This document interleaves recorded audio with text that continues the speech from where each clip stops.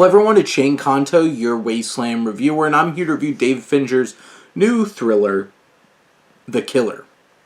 And this film focuses on an assassin, played by Michael Fassbender, who has a mission go awry, and he's forced to have to hunt down those who have tried to wipe him off the map, and basically cut up and destroy all loose ends. And this particular film, right from the opening credits, really has that Fincher feel. The slickness, the propelling energy, the Atticus Ross and Trent Reznor score, which is really impressive and really sets an atmosphere around this film. The sleekness of the direction and just the energy of it that Fincher brings. It really has that atmosphere. It really has that feel. It works on that level. I think Michael Fassbender gives a really strong performance here as this very eccentric and very focused assassin who has a very particular way of dealing with things. And you spend a lot of time waiting along with him as he's just monologuing in his head about philosophy and his perspective on the world and things that you have to do. But the unfortunate thing is this is a 2-hour film, and this probably could have been an hour and 40-minute film, maybe even an hour and a half film.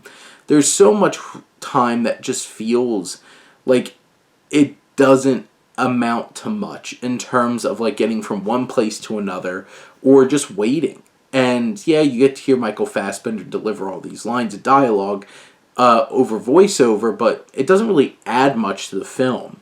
I think also another challenge is like you don't really feel connected with this character, and you wind up going on this whole entire journey of revenge, more or less, and it's just like, do I care? Do I feel connected?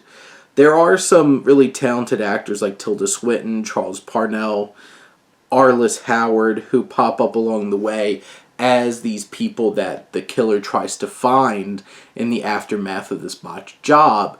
And Tilda Swinton gives a great performance, Parnell does, Howard does. The acting here really works. The atmosphere really works. The music, the direction, those kinds of things really do work. They use the Smiths music all throughout this film, really help leveraging that atmosphere and that feel and that specific environment that we see on screen.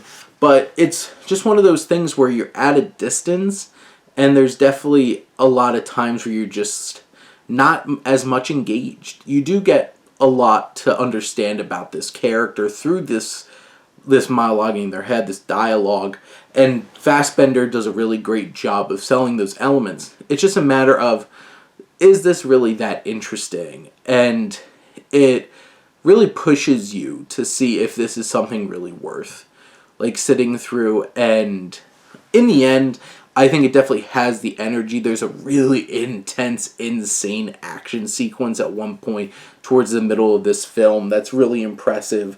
It's just, from the character standpoint, do we really invest in this story? And does it take its time a little too much?